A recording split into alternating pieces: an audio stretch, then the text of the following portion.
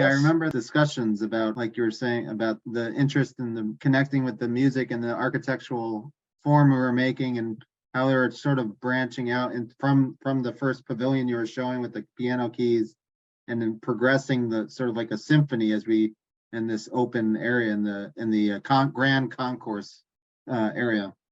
That's right. And you'll see in a photograph later how, because this was multiple phases and we started with that first, what we call the pavilion phase, it slowly, basically during subsequent phases, was revealed, if you will, to the client and in bits and pieces.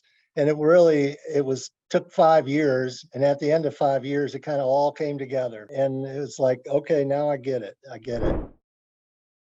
So this is a board that we put together to present to the client when we were talking about music as a theme for the overall design.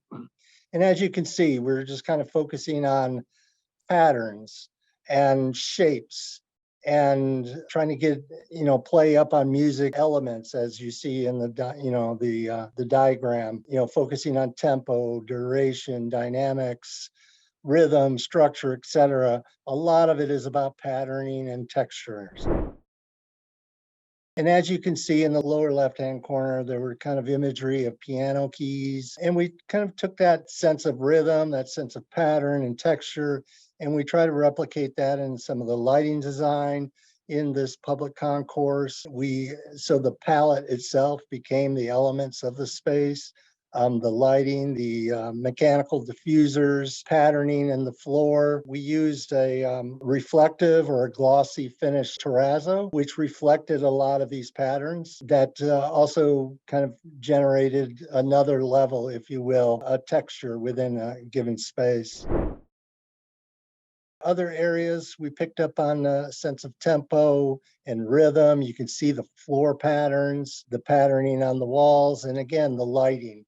And here's when I'm talking about key moments, this is identifying areas. So the patient and family, they understand where the care team station is, where the nurses will sit and the clinicians,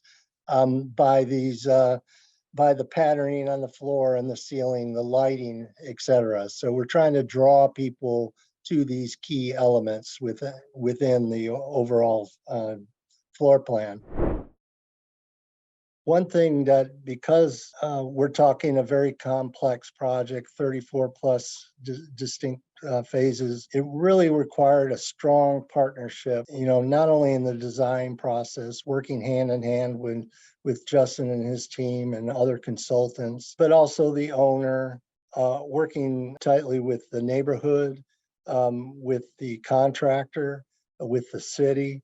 There was a lot of coordination that took place, that takes place on any typical hospital. But the complicated part of having this multi-phase project involved a lot of communication and open transparency with the neighborhood and the city and the contractor to understand what that roadmap would look like over a 5-year period. Describing that original corridor I talked about, where everything kind of went down that corridor. I mean, it was awful. You just have to imagine 8 feet wide. It was probably 8-foot ceiling, and it was packed with people and carts and all kinds of stuff. And this is part of the original 1955 Yeah, building, the right? original. It was just like, too much going on. And meanwhile, on the other side of the wall, we're building that pavilion. And you saw images of it, the first phase of the concourse. Well, there was the big reveal. And from the inside, they staged it with the contractor's help, obviously, of basically taking down a temporary wall while in that corridor. And when they peeled that away, so all of a sudden you're in a 8-foot wide by 8-foot tall ceiling, and all of a sudden you're looking at this double height space. It's light filled, it's beautiful. And there was just an audible gasp from the users, in the nurses and doctors. And you could tell they got it. and they were just so inspired.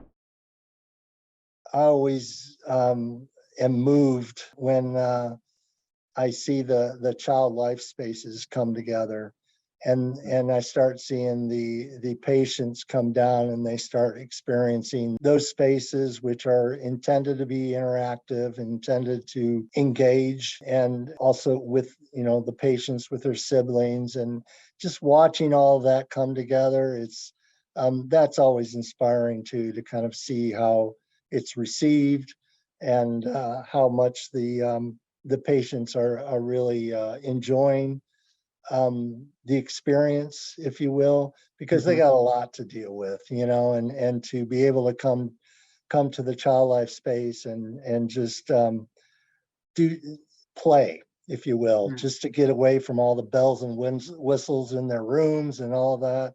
It really kind of tugs at you. I mean, Yeah, that was nice.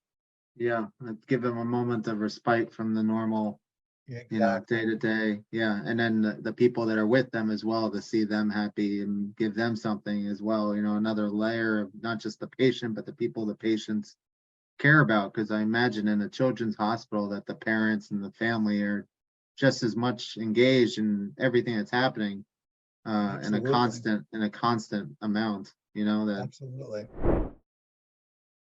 Yeah, it's been quite a journey. It's absolutely been one of my favorite projects, just because of the client, the culture, the complexity.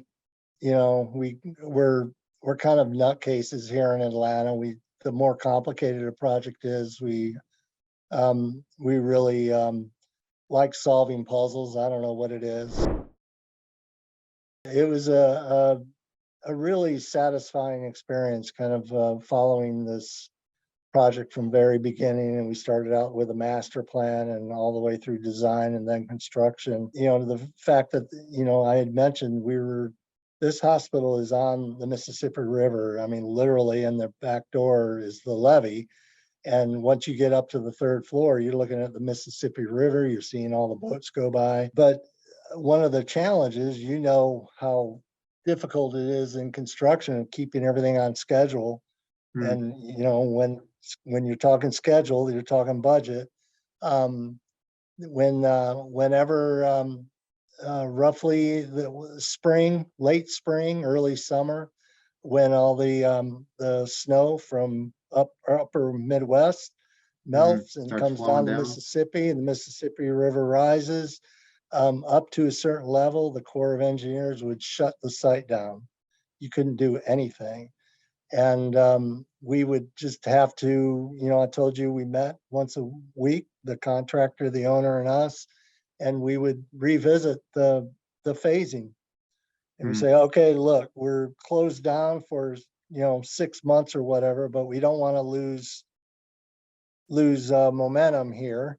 How can we shift the forces, if you will, to kind of focus on other areas until we're freed up to start digging the dirt for piping or foundations, et cetera.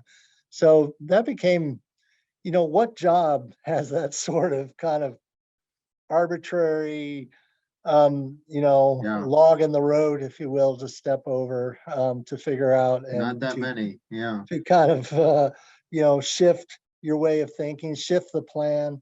And it says lot about, the contractor was willing to be flexible, the owner was willing to be flexible to make it happen. So, it says a lot about the team. And, that really kind of, in the end, these projects are long, they're hard. Mhm. And if, you can, at the end of the day, say, it's a beautiful building and the experience was professionally fulfilling. I mean, Mm. that's a winner all the way around.